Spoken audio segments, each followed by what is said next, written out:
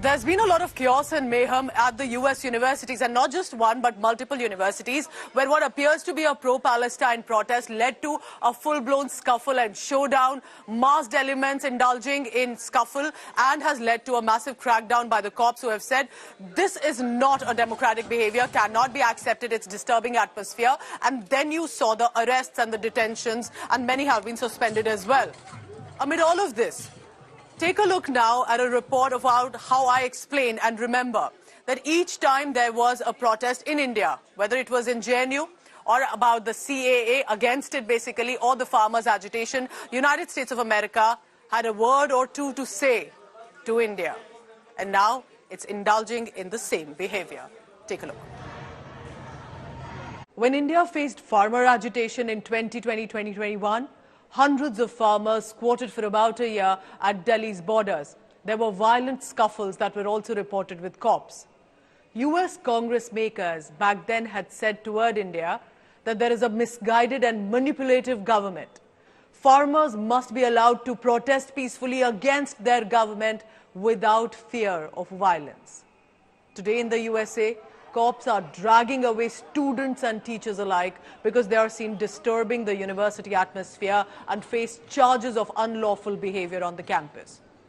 Tents and encampments inside the campus, what protesters called are solidarity zones, they are being uprooted today.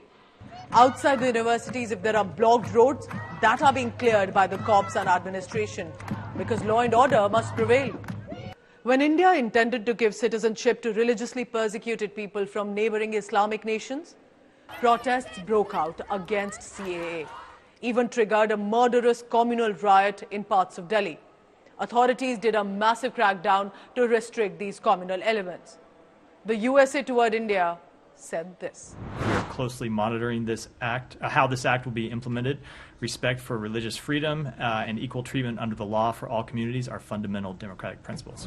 Today in this mother of democracy, USA, media persons are being hauled to the ground by the cops. Professors are being charged with disorderly conduct, and complete chaos and mayhem is being seen specifically in the university campuses. Same words like were thrown at India, like fascism, authoritarian, dead democracy, are being shouted at the USA today. And it's against one of the most liberal presidents of America, and is happening in an election year. So there is an annual US Human Rights Report. It's a delightful document, brimming with American exceptionalism and finger-wagging at the rest of the world. It has previously told India how we sleep on almost every index, especially human rights and democratic freedom. Mentioned in these reports have been, among others, activist surveillance, giving full-on gyan to India. Today, how are they punishing these activists? This is the biggest crackdown that has possibly happened on a, so to say, a liberal congregation there on a very important cause. Now it was India's turn to speak on USA's internal matter on maintaining law and order. So listen in to what MEA Randhir Jaiswal said. In every democracy, there has to be the right balance between freedom of expression, sense of responsibility and public safety and order. We are all judged by what we do at home and not what we say abroad. Note the professionalism. India did dip the statement in a sweet dose of irony, but kept the diplomatic respect intact. The fact that maybe the US also now should focus on balancing freedom of expression at home before they throw stones from their glass campuses. India is reminding them that pointing fingers at us all the time looks a lot less impressive when your own house is in a mess. India has never meant America any harm, but still always got lectured for some strange reason.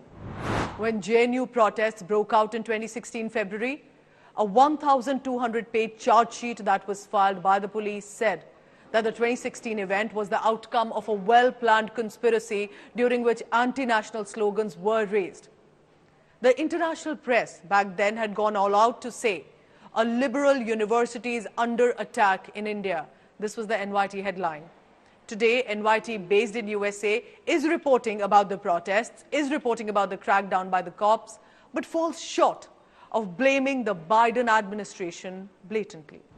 When India asked, how can mischievous agendas and violence be tolerated on the streets in the name of democracy, We were targeted and called a discriminatory society, upper caste Nazis, when India alerted Western nations that a similar situation may erupt there too if they look away. They looked horrified at even such a suggestion being put forth. The idea that someone may try to overthrow America or its idealism or its liberal approach or its government would sound unbelievable. Well, we are watching today